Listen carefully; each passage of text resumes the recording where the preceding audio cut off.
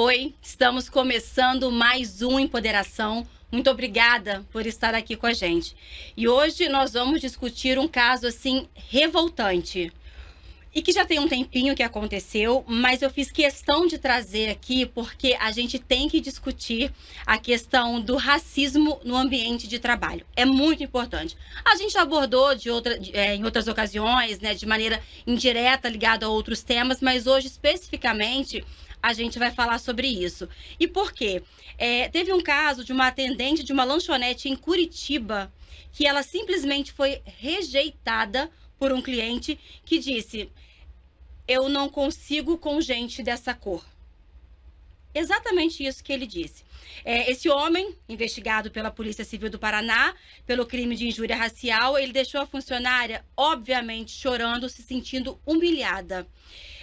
Isso faz a gente refletir como o racismo, né, ainda tenta determinar quem pode ou não estar em certos espaços. E é sobre isso que nós vamos conversar hoje.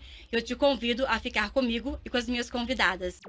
Empoderação. Empoderação. Vozes em ação. Em todas as plataformas digitais. Para nos ajudar a entender melhor, né, essa realidade, traçar caminhos de resistência e fortalecimento, que é a nossa proposta aqui, eu recebo hoje Herédia Alves, advogada criminalista, defensora de direitos humanos e diretora estadual do Instituto Anjos da Liberdade.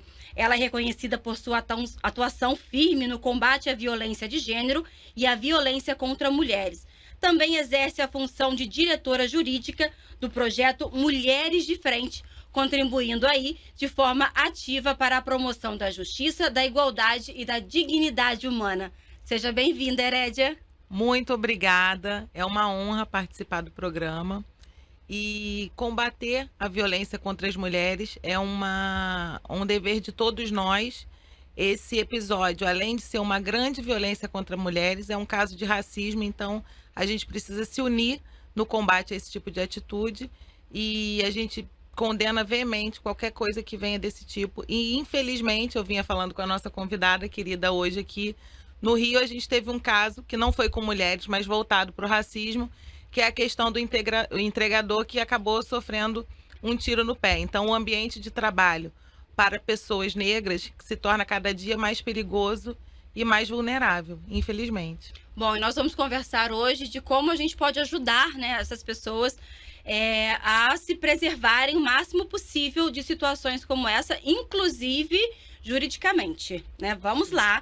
E agora eu vou dar aqui boas-vindas para a querida Flávia Ribeiro, que é bacharel em Direito pela Universidade Mackenzie Rio, advogada pós-graduada em Direito e Gênero pela EMERGE, presidente da Diretoria das Mulheres Advogadas da Ordem dos Advogados, a seccional do Rio de Janeiro. Flávia, também seja muito bem-vinda. Muito obrigada, Gabi. É um prazer estar aqui com você. A gente já se encontrou anteriormente, né? E agora, pessoalmente, é muito bom estar aqui com você para falar sobre esse assunto, né? Que é um assunto difícil, mas que a gente ainda precisa falar para que a sociedade saiba dessas mazelas e saiba como combater esse crime, que é um crime horrendo, que é o racismo, um crime inafiançável e imprescritível. Então, estou aqui à disposição para a gente falar sobre esse assunto e ver caminhos para a mudança. Vamos juntas. Bom, e como é de praxe aqui no nosso programa, eu vou pedir para que vocês se apresentem, como vocês se veem, como vocês se posicionam, e eu começo com a Herédia. Eu me vejo como uma mulher que, além de advogada, estou sempre na luta pelo direito das mulheres, pelos direitos humanos. É uma luta árdua e diária, porque enquanto mulher, a gente vê os direitos nossos sendo violados a todos os instantes. E como defensora dos direitos humanos, e aí a gente entra em questões de raça, a gente entra em questões de minorias que a gente precisa combater e buscar trazer o diálogo, porque a sociedade, de um modo geral, quando a gente se posiciona na luta por esses direitos, a gente tem ouvido muito que os defensores de direitos humanos trazem muito mimimi, mas é através do debate desses direitos que eles entendem como mimimi, que a cada vez a gente vem se posicionando mais e trazendo à baila temas importantes que estão sendo posicionados na sociedade e respeitados, ainda que na marra. Ok. E você, Flávia? Bem, eu me vejo. Na verdade, eu sou uma mulher negra, retinta, soteropolitana, nascida e criada em Salvador, Bahia. E, diferentemente da maioria da população negra do nosso país, eu não venho de periferia, de favela. Eu sempre estudei em escolas particulares, fiz faculdade também numa universidade particular. Então, eu acredito que isso me forjou como uma mulher negra militante, ativista de direitos humanos e que, com essa vivência, consegue circular em vários espaços, né? Seja ele espaços majoritariamente negros, de cultura negra, e seja espaço também dos brancos, né? Minha mãe também é uma mulher negra retinta, mas que foi adotada por uma família branca, e isso fez com que eu pudesse ter esse jogo de cintura de ocupar vários espaços. É justamente isso, jogo de cintura que tem que ter às vezes, né? Sim, total. Eu tenho um dado aqui que 86% das mulheres pretas relatam racismo no trabalho. Isso de acordo com uma pesquisa da consultoria Trilhas de Impacto. E aí eu vou conversar com vocês especificamente nesse momento sobre o caso dessa balconista. Não sei se vocês acompanharam, tiveram a oportunidade de se informar um pouco mais sobre esse caso, mas eu queria entender, naquele momento, Herédia, ela tinha como fazer alguma coisa diante daquela agressão que ela sofreu? Com certeza. Imediatamente, é uma coisa que eu entendo, que até para buscar um pouco do histórico de casos como esse. Não é um caso isolado, infelizmente, e aí pesquisando antes de chegar aqui, a gente tem casos de forma reiterada que tratam dessa forma. Pessoas que dizem que não querem ser atendidas, seja por mulheres ou outros, ou homens que sejam negros, porque acham que eu não consigo. É uma atitude higienista, digamos assim, né? Então, ao meu ver, é lógico que ela poderia pedir ajuda, mas o principal é a empresa estar preparada para combater o racismo no ambiente de trabalho. Porque o profissional ali, ele está sempre numa situação de vulnerabilidade, porque ele tem que atender bem o cliente. Às vezes é uma pessoa jovem que não tem entendimento dos seus direitos, enquanto uma mulher negra, como um trabalhador, muitas das vezes. E a empresa, ao meu ver, é a principal responsável, que precisa estar atenta ao combate racial e à defesa do direito das mulheres também. Porque nesse momento ela ela teve abusado ali o seu direito enquanto profissional, enquanto uma mulher e enquanto uma pessoa negra. Então, assim, foram vários tipos de violência. Então, a empresa precisa estar preparada nesse tipo de situação, porque uma pessoa que tem um tipo de pensamento como esse, ele não pode se sentir nem à vontade de chegar numa empresa que, se é reconhecida, essa empresa combate a violência contra a mulher, essa empresa combate ao racismo. A pessoa que tem esse tipo de atitude certamente nem sequer vai se sentir à vontade de entrar naquele local. Essa empresa não aceita pessoas racistas. E é assim que a gente tem que se posicionar. Racista que não é bem-vindo. E se praticar algum tipo de atitude nesse sentido, naquele ambiente, ela vai ter a lei sendo cobrada e ela vai ser levada a uma delegacia, ela vai ser exposta, porque os racistas não podem se esconder atrás de uma atitude como essa. É isso. Você trouxe um ponto interessante sobre o papel da empresa, né? A gente abordei aqui mais a questão da profissional, da mulher, mas a empresa também tem um papel muito importante. Ela pode, inclusive, ser responsabilizada se ela não tomar nenhuma atitude em situações como essa, Flávia? Sim, com certeza. Eu vi que na matéria tinha escrito que o agressor, ele responde por crime de injúria racial. Mas há um erro nessa tipificação, porque ali ele cometeu o crime de racismo. E há uma diferença entre racismo e injúria, apesar do STF ter equiparado esses dois crimes, né, na questão de tornar a injúria racial também como um crime imprescritível e inafiançável. Por muito tempo, a injúria racial ela foi entendida como um crime menos grave do que o racismo, porque o racismo é um crime que atinge toda a coletividade, né? Então, é quando se proíbem pessoas negras de frequentarem certos lugares, é quando, esse caso mesmo, quando ele fala, eu não consigo ser atendida por uma pessoa de cor, ele não está especificamente apontando para aquela atendente, ele está falando para qualquer pessoa negra. Então, ali ele está sendo racista mesmo. Então, eu acredito que a omissão dessas pessoas, tem até lugares que já existem leis onde você não pode se calar em casos de crime contra violência contra a mulher, né, violência contra criança, adolescente, violência contra animais, e o do racismo não é diferente. Se você trabalha numa empresa em que você emprega pessoas na diversidade, pessoas negras, mulheres que sofrem algum tipo de opressão, pessoas LGBTQIAPN+, você tem que ser responsável também em tornar aquele lugar um lugar bom para aquela pessoa trabalhar. Então, se você presencia um tipo de crime como esse e você se fica omisso, se fica inerte, você também está sendo conivente com esse crime. Então, é importante que as pessoas saibam que elas também podem responder por omissão, né? Então, que a empresa tenha políticas internas para combater esse tipo de situação. É muito importante. Exatamente. Pode concluir.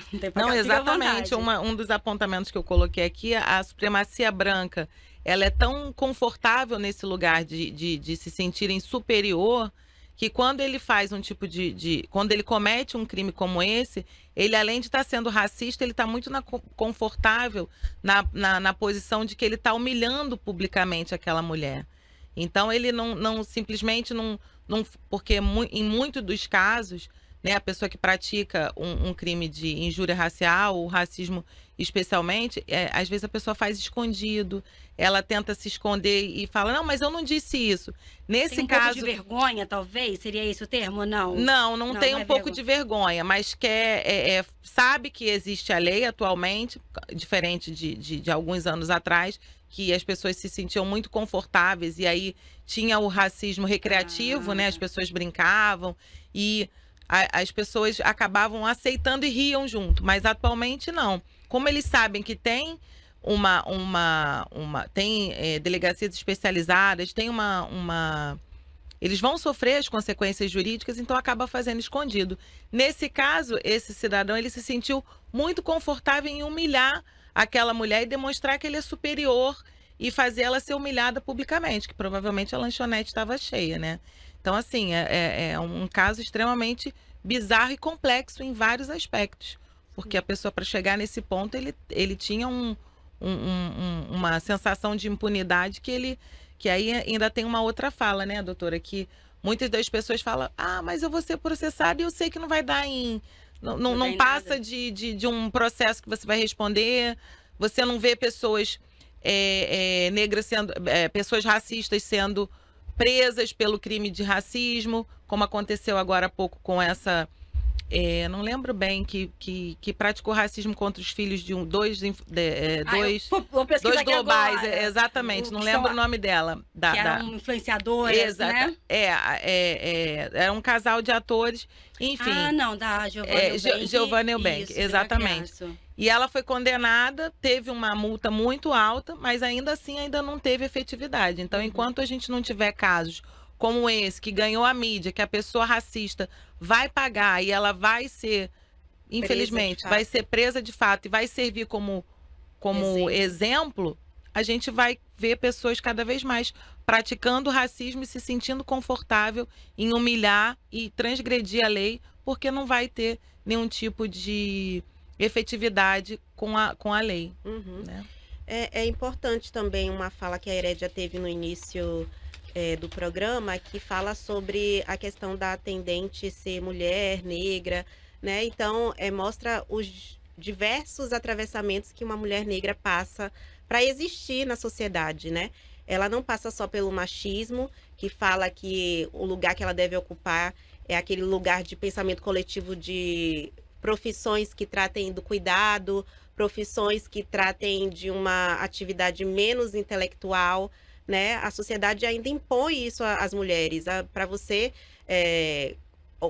ser profissional de alguma coisa, você tem que trabalhar como professora, você tem que trabalhar como babá, você tem que trabalhar como cozinheira, você tem que trabalhar como atendente, como empregada doméstica. O senso comum ainda coloca as mulheres nesse lugar de servidão e cuidado.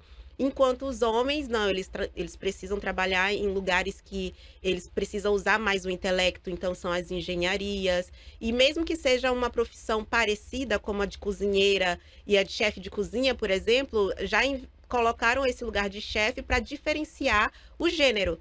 Porque você já vê nos locais, nos restaurantes, a maioria de chefes de cozinha são homens, né? A maioria dos chefes de cozinha respeitados pela sociedade são homens. Então, por mais que você faça uma atividade parecida, que é você tá ali fazendo uma comida para uma pessoa, as mulheres são colocadas nesse lugar de cozinheiras, enquanto os homens são colocados no lugar de chefe. Então, a sociedade sempre dá uma importância maior à ocupação que aquele homem está exercendo.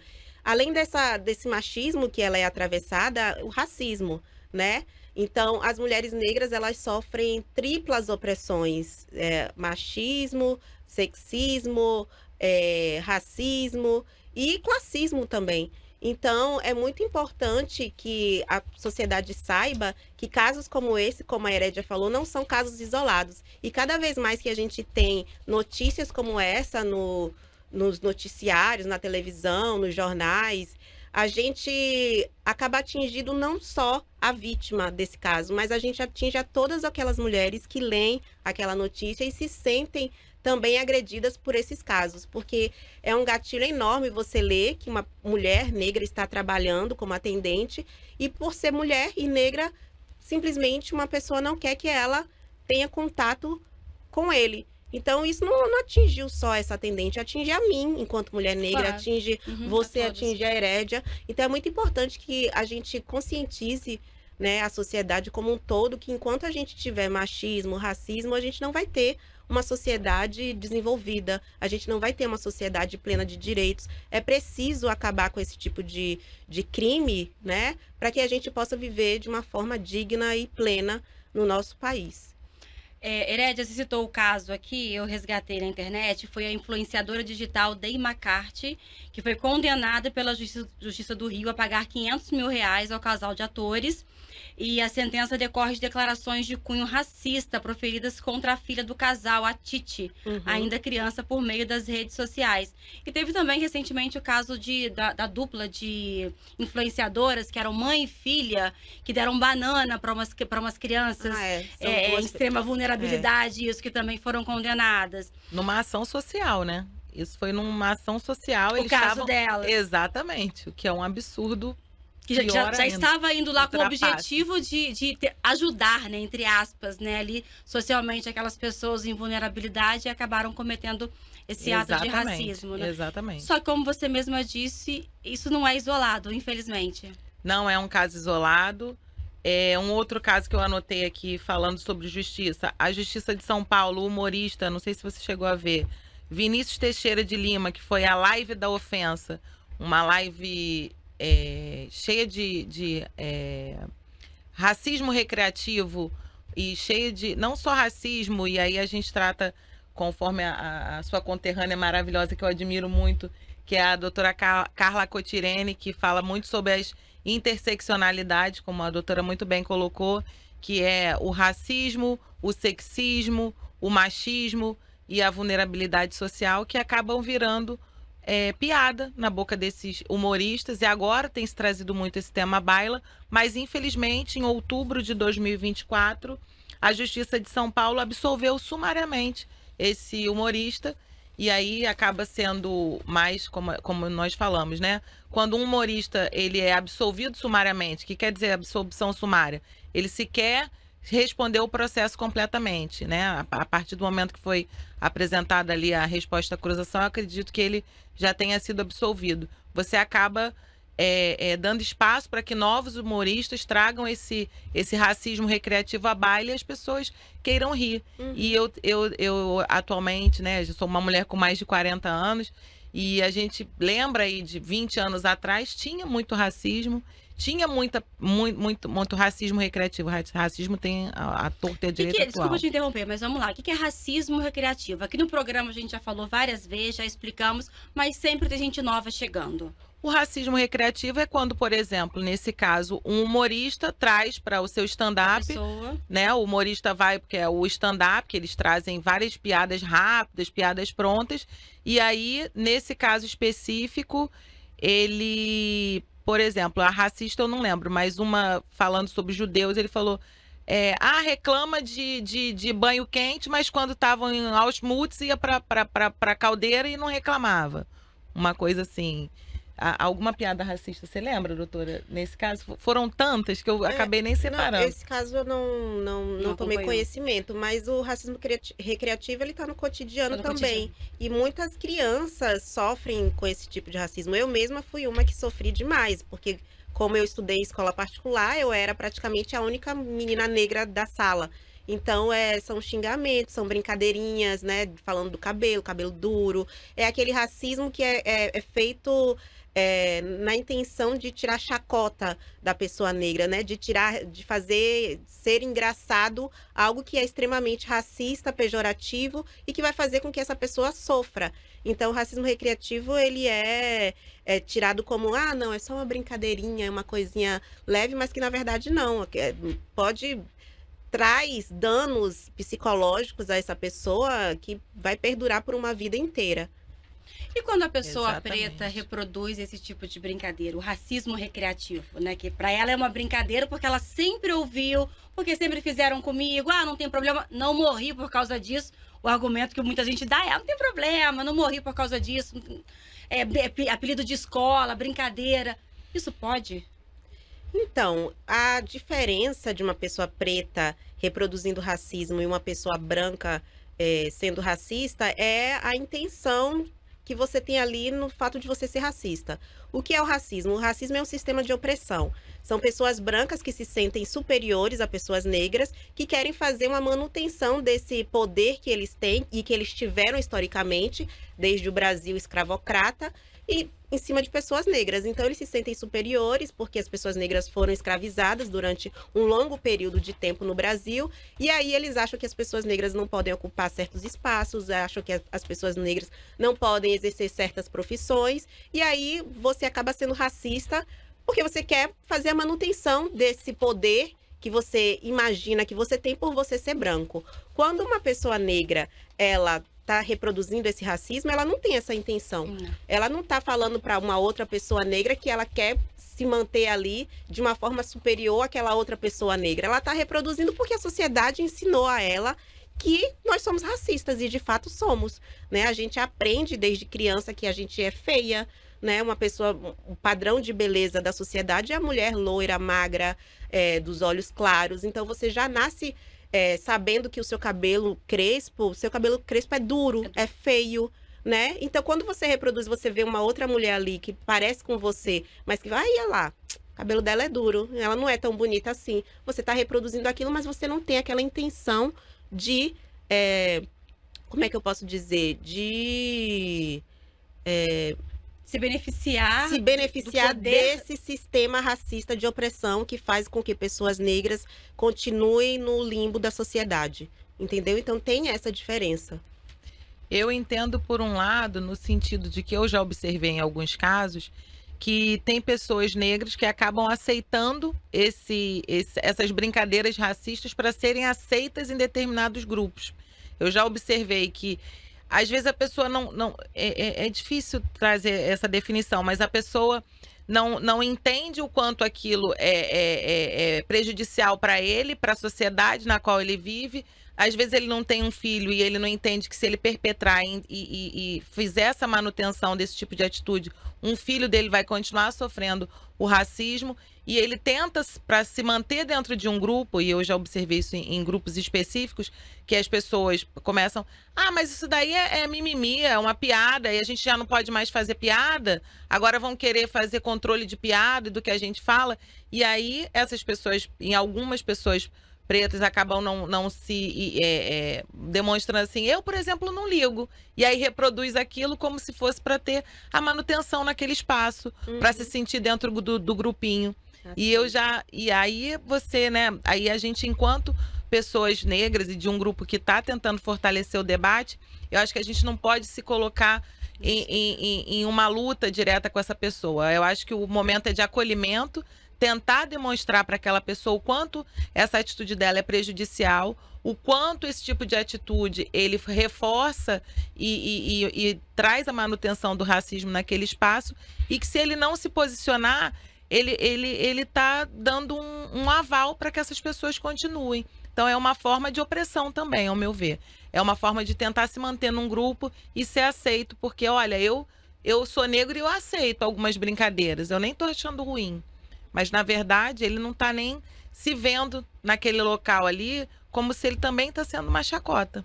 Sim, Então... e é importante, Herédia, a gente também falar aqui que a lei ela é aplicada para todos, independentemente de cor de pele. Então, se uma pessoa negra ela é reprodutora do racismo com outra pessoa negra, ela também vai responder por esse crime. E é importante destacar que os operadores do direito, em sua maioria, são pessoas brancas. E nem todo mundo tem esse entendimento de reprodução de racismo e de racismo de fato, como a gente tem aqui. Então, é muito capaz que um juiz pegue um caso de uma pessoa negra reproduzindo racismo com outra pessoa negra e condene essa pessoa negra, né? Porque quem ali aplica a lei é o juiz através do seu livre convencimento. Então, a gente precisa explicar isso para as pessoas negras, porque muita gente fala, não, ele é negro, como é que eu vou ser racista com outra pessoa negra? Não, isso não existe. Mas existe, né? A lei, ela é igual para todos. Então, se você tá ali praticando aquele ato típico que o Código Penal diz que é crime, você responde por aquele crime. Agora, basta saber se o operador do direito que vai aplicar aquela lei vai entender dessa forma ou não. Isso é um alerta importante. Eu realmente nunca ouvi, eu não entendia dessa maneira. Eu achava que realmente não poderia acontecer, porque se é uma pessoa negra falando para uma outra pessoa negra quando não tem, em tese, assim, a intenção, digamos, né? Uhum. Mas de fato, o que importa é como a pessoa se sente, como a vítima se sente. Se aquilo faz com que ela se sinta humilhada, se ela entende que aquilo que é racismo e denunciar, a outra pessoa que está cometendo, sendo negra, pelo que você está colocando, ela pode ser penalizada. Exatamente, porque o texto da lei, ele não fala se uma pessoa negra praticar preconceito pelo fato de cor, religião. Ele não está falando ali que é uma pessoa branca que vai praticar esse crime. Ele está falando praticar tal. Ele descreve o ato por qualquer pessoa que seja. Pode ser uma pessoa branca, uma pessoa negra, uma pessoa indígena, uma pessoa amarela. Quem fizer aquele fato típico que está descrito no Código Penal, está praticando aquele crime. Perfeito, doutora. É fato típico, porque a gente tem a Constituição Federal que já traz que somos todos iguais perante a lei. Então, se você tem um fato que é antijurídico, que ele é aplicável no Código Penal, ele não tem uma excludente de ilicitude pela cor da pele. Uhum. Ah, não, essa pessoa que cometeu esse crime, que ele é previsto no Código Penal, mas ela tem a pele preta, ela não vai ser condenada. Não. Não é uma excludente de ilicitude se for uma pessoa da pele preta que vai cometer o crime. A gente está aí para o Código Penal, isso aí não entra como excludente de ilicitude, não. Mas é importante reforçar.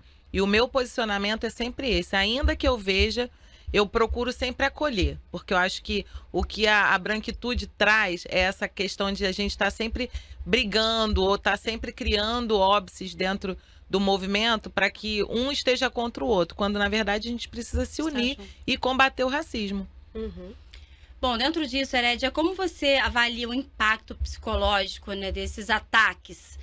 Tanto no caso da balconista, os outros exemplos que você trouxe, os que a gente vê no dia a dia. Qual é o impacto para a saúde mental dessas pessoas que são vítimas? O impacto para a saúde mental é a pessoa cada vez se sentir menos, se sentir menor, se sentir incapaz, não conseguir se sentir empoderada para ter um espaço maior dentro da sociedade, está sempre se sentindo na condição de subserviente. E é através de trabalhos, de grupos, que a gente precisa de um atendimento psicológico, por exemplo, de um empoderamento para essa mulher, de repente de uma assistência jurídica. E aí, trazendo até o caso de hoje, que foi um que me impactou muito, essa questão do policial do CEAP, né, ter atirado no funcionário ainda que indireto, né, do funcionário do esqueci o nome. Entregador. Entregador iFood. O iFood imediatamente tem um grupo, que é o Black Sister in Law, que é um grupo de advogadas, e eles já estão vinculados, e aí já passou o funcionário, embora eles não tenham grandes vínculos, né, de direitos trabalhistas de um modo geral, com esses entregadores, mas eles já estão sendo acolhidos, ele já foi acolhido por esse grupo, que é o Black Sister in Law, e por atendimento psicológico. Então, assim, é claro que o atendimento o psicológico dessa funcionária vai ficar abalado, tanto por ter passado a vergonha em público, como a gente falou, por ter o racismo sendo perpetrado ali no ambiente de trabalho. E, claro, a empresa ajudou, né? Chamou a polícia imediatamente, mas os impactos, eles ficam aí de uma forma que muitas das vezes você tenta fingir que não sentiu, mas fica. É no momento que você vai se preparar para uma nova entrevista de emprego, é no momento que você vai se preparar para se empoderar diante do mercado de trabalho, que aquele racismo vai ecoando dentro da sua mente, e é uma dor que não apaga. É muito difícil. Agora, Flávia, a Herédia trouxe pra gente aí esse caso do entregador, que realmente é chocante, né? A pessoa foi baleada simplesmente porque não levou o lanche na porta da pessoa que estava solicitando o pedido. Isso não é razão para nada, nem para brigar, nem para aumentar o tom de voz, quiçá colocar em risco a vida dessa pessoa e de outras que estavam ali também ao redor. Ela trouxe essa atuação positiva da empresa de aplicativos aí de entrega, né, do iFood, mas de um modo geral, o mercado de trabalho, as empresas, você acha que elas acolhem o funcionário, acolhem essas denúncias de racismo e ajudam, ou elas preferem não dentro do possível, não se meter, não sabe? Ficar distante? Qual a percepção que você tem ou dados sobre isso? Então, eu não tenho dados sobre esses crimes de racismo dentro de empresa, mas eu vejo que tem várias empresas que estão olhando mais para esse lugar da diversidade e cuidando para que os seus empregados, né, que são mais diversos, eles possam trabalhar de forma plena. Eu vejo que a gente fez o Ministério Público do Trabalho tem feito um trabalho positivo sobre isso, né, principalmente nos escritórios de advocacia, né, fazendo uma campanha para que esses escritórios não tenham só pessoas negras trabalhando em cargos em cargos de menor salário, né, mas que também cheguem aos cargos de chefia, porque a gente tinha, o dado que eu tenho sobre isso é que nos escritórios o percentual de pessoas negras como sócios era menor do que 1%. E quando a gente falava de mulheres negras nesse lugar de sociedade, né, como sócia de um grande escritório, esse dado não era nem contabilizado, ele era irrisório. Então a gente tem eu tenho visto algumas campanhas do Ministério Público do Trabalho e de próprios grandes escritórios, o Basílio Advogados, que é o escritório da presidente da seccional do Rio de Janeiro atualmente, ele fez um trabalho de colocar pessoas negras nesses lugares de alto escalão, né, de alta chefia, para poder realmente mudar essa realidade, né? Porque a gente tem ainda muita dificuldade de ver uma mulher negra como líder de um grande escritório. A gente tem dificuldade ainda de ver mulheres negras advogadas bem-sucedidas. Então, é preciso que a gente tenha ainda a ajuda dessas instituições como o OAB, Ministério Público, Defensoria Pública, fazendo campanhas para que se tenha mulheres negras em todos os espaços. Então, acredito que está tendo essa mudança, ainda é muito lenta, né? Visto que a gente vê ainda a situação da população negra, que é ainda a população que tem menos escolaridade, é a população que tem menos poder aquisitivo, mas que eu vejo que está mudando e espero que mude de uma forma muito mais rápida para que a gente possa, de fato, mudar a sociedade e viver de uma forma plena como um país desenvolvido, como um país que realmente acolhe as pessoas e que quer seguir em frente. Bom, não sei se vocês vão concordar comigo, mas eu sou da posição de que todo o trabalho, toda a atuação, toda a luta, por menor que seja, vale muito a pena. E aí eu pergunto para vocês, começando por Flávia, o que você tem feito, Flávia, para poder mudar esse cenário que você acabou de descrever?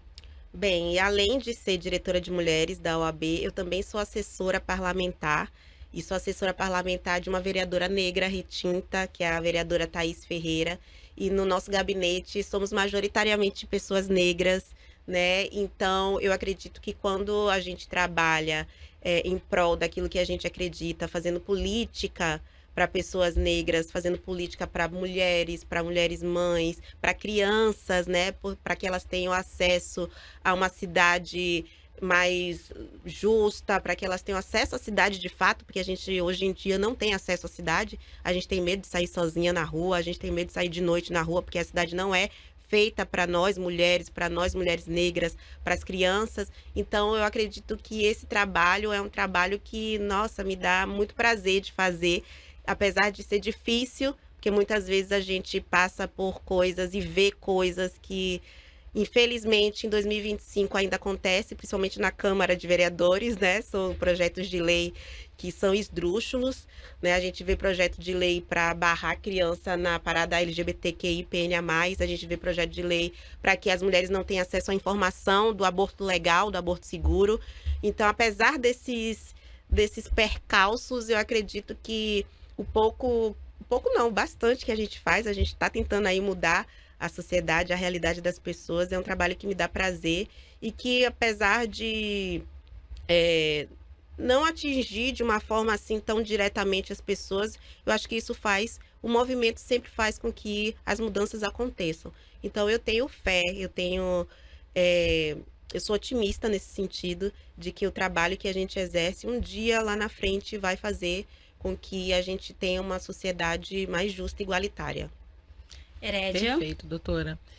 Eu trabalho diretamente como defensora de direitos humanos e defensora de mulheres vítimas de violência, então eu acabo trabalhando muito com organizações da sociedade civil, acabo apoiando muitas ONGs, então meu trabalho, como você falou, é um trabalho de formiguinha, mas quando você vê que dentro de um coletivo, se uma pessoa atingida deu certo, o trabalho fez a diferença, eu já acho que o projeto foi super maravilhoso, que ele teve um total de 100% de aproveitamento, porque você conseguir mudar a vida de uma pessoa já é um diferencial muito grande.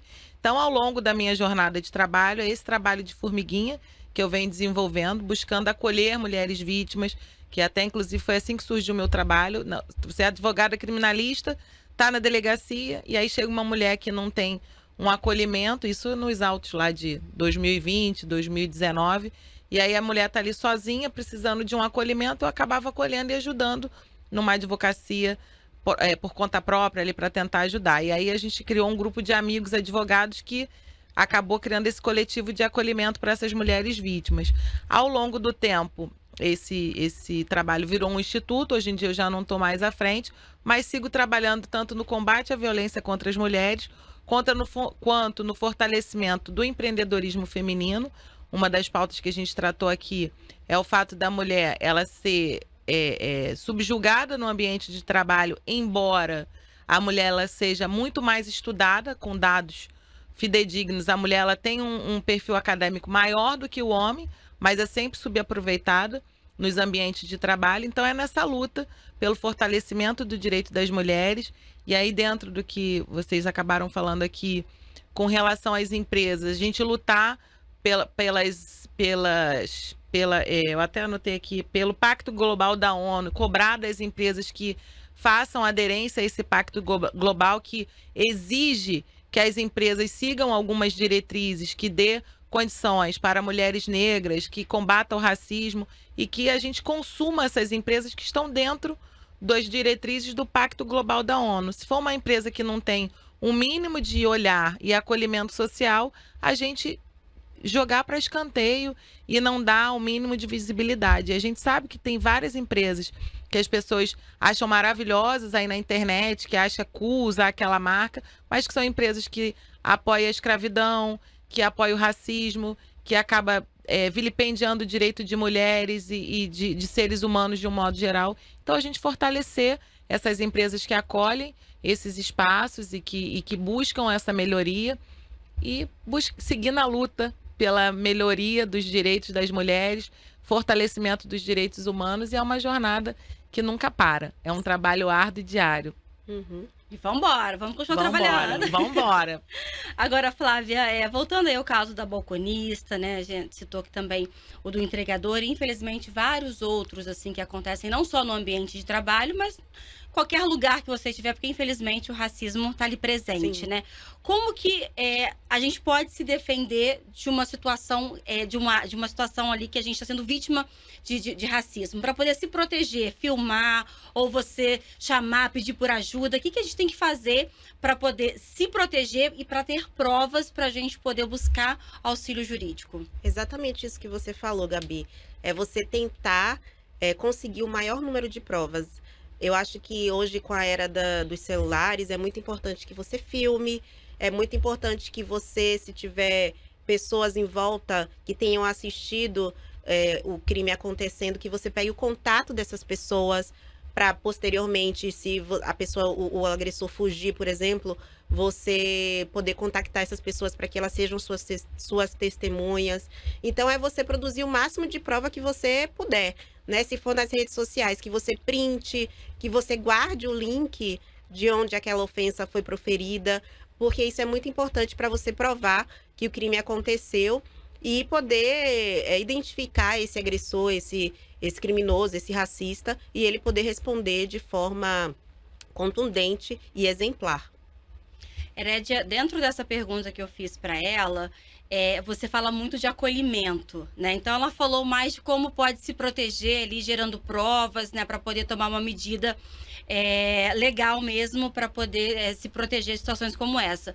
Sobre acolhimento, quando a gente assiste uma situação como essa, assim, às vezes a pessoa pode nem se dar conta que aquilo ali é um ato de racismo, ou então percebeu realmente uma injúria racial. Como que a gente pode acolher? Nós, enquanto sociedade, se você observou, você acolher aquela pessoa num primeiro momento, falar, você não está sozinha, se precisar eu posso ser sua testemunha, oferecer, informar o endereço da delegacia. Nós temos a especializada, que é a DECRAD, aqui na Rua do Lavradio, mas qualquer outra delegacia, ela está preparada para atender crimes de racismo, que infelizmente a gente só tem uma no estado todo, né, doutora? Uhum. Mas qualquer outra delegacia, acompanhar, demonstrar para aquela pessoa que ela não vai ser revitimizada, e enquanto advogado, é você levar na especializada, que lá, né, é um ambiente mais preparado para acolher aquela pessoa, são pessoas que já entendem diretamente ali de um crime racial, e dentro do que a doutora falou, uma coisa que eu oriento sempre, seja mulher vítima ou uma pessoa que é vítima de racismo, além de filmar, eu falo, abre uma live. Na hora, abre o Instagram, pega o Facebook, abre uma live, porque ele vai estar ali para todo, porque além de ter o crime de xingar, ou nós, enquanto mulheres e pessoas negras, a gente também está sujeito a, de repente, o camarada tentar te matar e se sentir confortável com isso. Então, quando você abre uma live, a pessoa já está ali, ó, para o mundo inteiro. Você tem testemunhas ao vivo, se for uma mulher vítima, o cara já está com a cara ali nos seus amigos, aí a maioria dos seus amigos vão estar assistindo. Então, eu sempre oriento isso. Gente, abre a live, esconde ali, puxa uma live que a pessoa vai estar ao vivo e todo mundo vai ver. E às vezes você está num lugar que você não está seguro. Quando você abre uma live que você coloca todo mundo para assistir naquele momento que você está sofrendo aquele abuso ou aquela agressão, você também consegue, a pessoa pode identificar onde você está e pode mandar uma ajuda, pode tentar te auxiliar. Então, essa é uma das iniciativas que eu falo. Gente, está numa situação de risco? Live. Principalmente quando eu trabalho muito em comunidades com pessoas negras em situação de vulnerabilidade social e que acabam sendo criminalizados em alguns centenas de casos isolados nas comunidades, enfim. Eu sempre falo, abre uma live, se coloca em uma situação segura, que hoje, graças a Deus, com o advento da internet e os celulares, as pessoas pelo menos têm medo de serem expostas, né? Ele não tem medo de ser racista, não tem medo de ser um agressor, mas ele tem medo de ter o rosto dele colocado numa rede social ou de ser pego por uma câmera. Então, a gente precisa utilizar o celular como uma arma de segurança também nesses casos. Você já precisou, Flávia, usar de artifícios assim para se livrar de uma situação de injúria racial, de racismo? Você trouxe o caso aí lá atrás, de quando você estudava na escola particular, praticamente única negra, né, que tinha. Não. Nunca precisei. Depois de adulta, não. Já passei por bullying, muito bullying na escola. Minha mãe também já passou por muita situação de racismo em agência bancária, né? E aí, minha mãe sempre foi uma pessoa muito reativa, e aí ela fazia aquele... Sua mãe biológica. Minha mãe... Não, eu só tenho a mãe biológica. A minha avó que era... Ah, tá. Que adotou minha mãe. Ah, entendi. Mas que também não tinha celular na época. Tinha até celular, mas não eram esses celulares com câmera. Eu, Flávia, nunca passei por uma situação assim que eu precisasse gravar. E às vezes que eu passei por alguma situação que eu considero racista, eu consegui intervir e me posicionar da forma que eu acredito ser adequada. Mas já vi, sim, já vi muita pessoa precisando usar o celular. E já usei para ajudar outras pessoas, mas não foi um caso de racismo em si, mas, por exemplo, a abordagem da polícia a crianças, a abordagem da polícia em população de rua. Então, eu utilizei o celular para resguardar, né, a integridade física daquelas pessoas. O celular realmente é um advento hoje em dia que é importante você ter, né, e nessas situações você registrar para que sirva de prova, porque infelizmente a gente sabe que na situação do crime de racismo, na situação da violência contra a mulher, é importante que a gente acione a polícia, mas a gente ainda tem operadores do direito, a gente ainda tem policiais que não entendem como violência racial, que não entendem algumas violências de gênero como violência de gênero. Então, você ter ali gravado, você ter como comprovar que aquela violência de fato aconteceu, além de chamar, né, o policial ali para intervir naquele caso, é muito importante. Então, não só confiar nas instituições policiais, nas instituições de justiça como um todo, né? Mas você também ter ali sua prova do que ocorreu, do que aconteceu no seu celular é importante. E você, Herédia, já passou por alguma situação de racismo, de injúria racial, diretamente? Participou de alguma diretamente? Já. Muito velada, mas já. Enquanto criminalista, eu acabo tendo que eu preciso me posicionar o tempo inteiro, porque uma mulher na área criminal eu ia perguntar sobre isso. Já é um espaço que é prioritariamente ocupado por homens. Há cerca de 4 anos atrás, eu ainda mantinha o cabelo alisado. Eu tinha sempre que estar com o cabelo alisado, porque internamente eu achava que as pessoas só respeitavam quem estava com o cabelo alisado. Porque, de um modo geral, as pessoas ficavam... se você está com... Minha mãe também acaba que não culpabilizando ela. Mas seu cabelo assim, você parece que não está arrumada. Você tá com o cabelo assim, você parece que tá bagunçada. E aí você acaba querendo se colocar da forma que os outros, né, estão, para você ser aceita ali naquele grupo. E aí, a partir de alguns anos, eu já parei de alisar cabelo, enfim. E há um tempo, até numa delegacia próxima a Tijuca, eu cheguei e aí eu não estava assim super arrumada, estava ali com a minha roupinha básica, cheguei. Aí eu falei, gostaria de ter acesso à cópia do inquérito e tal. Ela, mas você é advogada? Assim, mas ela me olhou de baixo para cima e era uma policial mulher. Eu falei, tô com a AB aqui. Mas na hora eu não tive uma reação. E aí também é tudo muito delicado quando você é advogado. Se você se posicionar em determinados casos que você está pedindo para ver a cópia de um processo criminal. Se eu batesse de frente ali com ela, porque eu acabei demorando um pouco para... Eu falei... Aí eu saí do espaço e falei pro meu marido, ela foi racista comigo. Ela meio que me olhou assim, tipo, você é advogada? Eu falei, sou. E eu assim, né, simpática, enfim. Já me senti preterida em alguns locais, por eu não... e aí sempre teve essa questão de achar que você precisa estar mais arrumada, você precisa estar mais empoderada, porque senão as pessoas não te respeitam, e estar sempre preparada para algum tipo de ofensa. E isso é uma situação que acaba que E aí tem muitas mulheres negras, mulheres pretas, que acabam que aí fala, ela é muito reativa, é muito agressiva. Mas porque a gente está sempre preparado para reagir e eu não aceito. Eu sou uma pessoa tida como reativa porque eu não aceito. Você não vai me tirar como menos, você não vai me diminuir por eu ser mulher. Eu trabalho, eu estudo muito para ter um posicionamento no mercado e não abaixar a cabeça para nenhum racista, nenhum machista. E luto pelo direito de quem está do meu lado. Se eu ver uma situação de machismo, de racismo, de violência, eu sou aquela que se mete. Ainda que eu esteja num momento de descontração, eu não deixo passar. E meu marido fica, cara, pelo amor de Deus, a gente tá... Eu falo, não, que isso? No outro dia, quase que eu falei pra mulher, eu estava num samba, e aí o marido dela, eu senti que a mulher tava com medo, ele aumentando o tom de voz. Menina, no meio do samba, eu falei... Você não vai falar assim com ela, não. Você tá com medo? Ah, o marido tava falando com a esposa. Já tava que bêbado. Que você não a conhecia. Não a conhecia, mas eu já estava com o meu radar ligado de violência e vi que ela tava ficando com medo.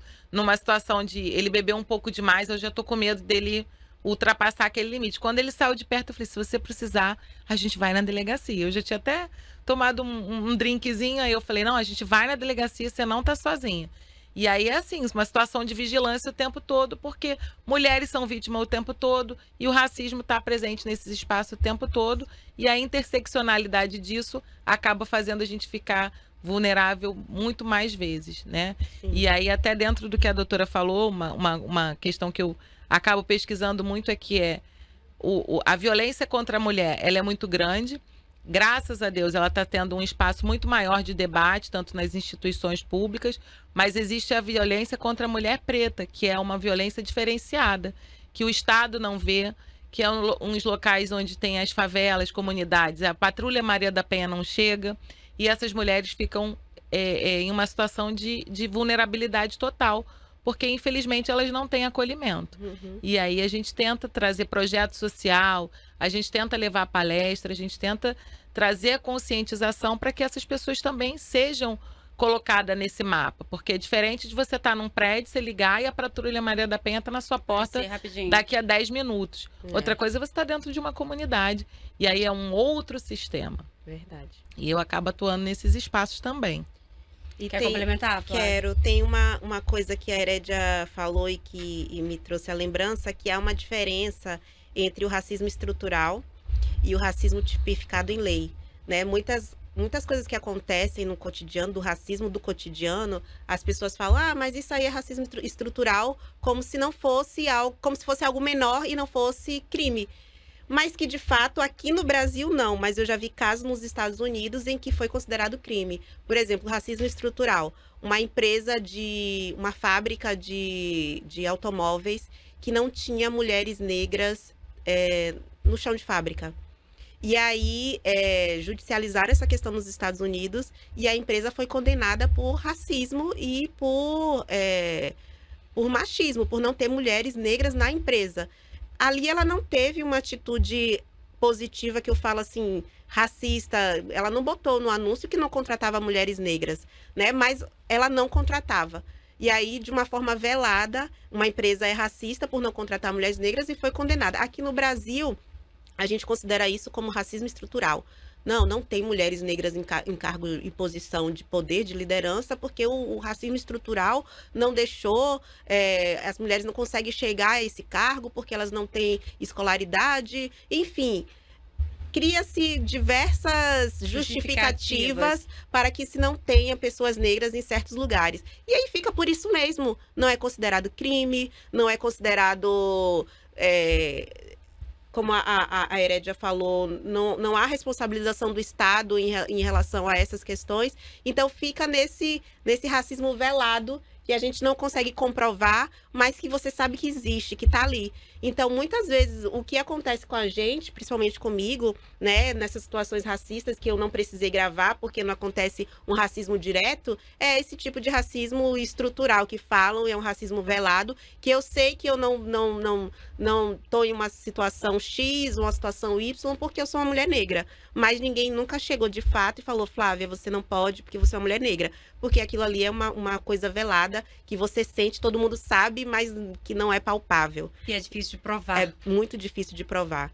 Então, o racismo estrutural aqui no Brasil, infelizmente, existe, coloca as pessoas negras em um lugar onde elas não podem chegar, mas não tem como você comprovar, nem como você combater, né? E é algo que precisa mudar esse pensamento social para que ele, de fato, acabe e deixe de existir. Bom, a gente está chegando já ao final do nosso papo, mas a Herédia trouxe um ponto aqui antes da gente começar a nossa entrevista que me chamou a atenção, né? Que foi de falar da importância das mulheres estarem juntas, em coletivo, se apoiarem. A nossa conversa aqui também permeou um pouquinho disso.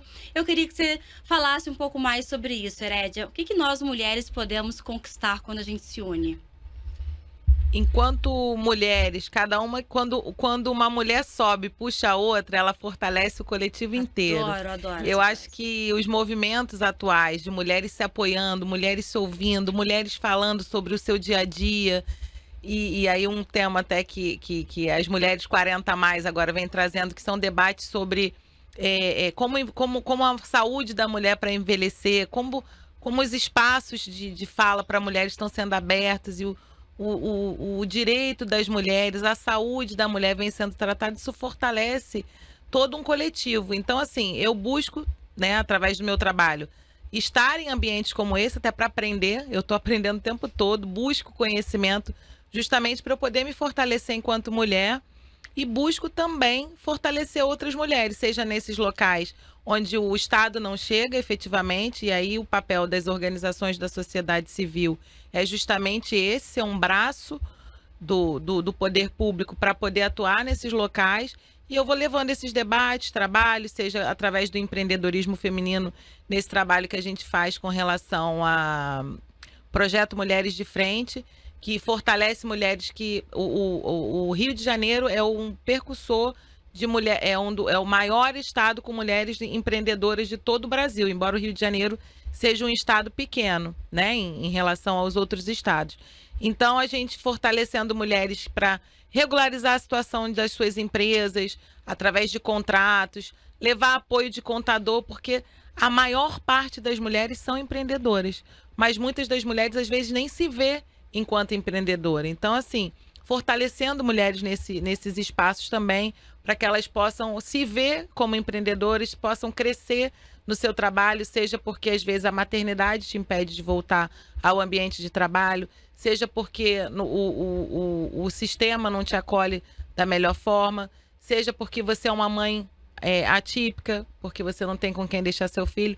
Então, o empreendedorismo também é uma forma de uma mulher conseguir sair do estado de violência, porque às vezes ela se mantém ali naquele movimento porque não sabe como vai seguir a sua vida, a vida de um filho, como é que eu vou sustentar, onde eu vou morar. Então eu venho trabalhando também nesse sentido de empoderar mulheres empreendedoras para que elas consigam dar um grito de liberdade, porque na verdade, no Rio de Janeiro principalmente, as mulheres elas estão comandando o empreendedorismo, elas estão levando a economia desse estado e precisam se posicionar e saber como seguir, porque todo mundo faz alguma coisinha para vender, todo mundo tem um negocinho aqui, e é isso que eu venho trabalhando, buscar levar esses espaços de fala, fortalecer essas mulheres e levar ajuda também para mulheres vítimas de violência em espaços que elas às vezes não entendem que estão sofrendo violência.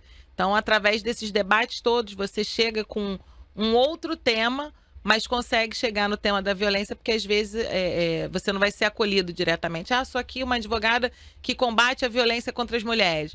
Mas a gente está trazendo um espaço de empreendedorismo e aí, através desses espaços, você consegue bem coisa de mulher chegar mesmo, né? nesses assuntos, exatamente. Porque às vezes o espaço não te acolhe, né? Lá vem ela combater e tal. E é difícil, a gente acaba... E as pessoas que querem entrar em contato com você, como fazem? O meu Instagram é @HerediaAlves. Agora eu estou formalizando um instituto que chama Instituto Nacional de Direito e Cidadania. Deixo o espaço aberto até para a doutora como convidada. Eu estou organizando ainda a parte documental para a gente poder acolher cada vez mais mulheres em situação de violência ou que queiram se fortalecer com os nossos coletivos. E me procura no Instagram, que está sempre sendo bem-vinda. É um espaço de acolhimento que Fez contato, eu estou imediatamente, alguém do nosso grupo faz contato e dá um retorno para poder seguir com o atendimento.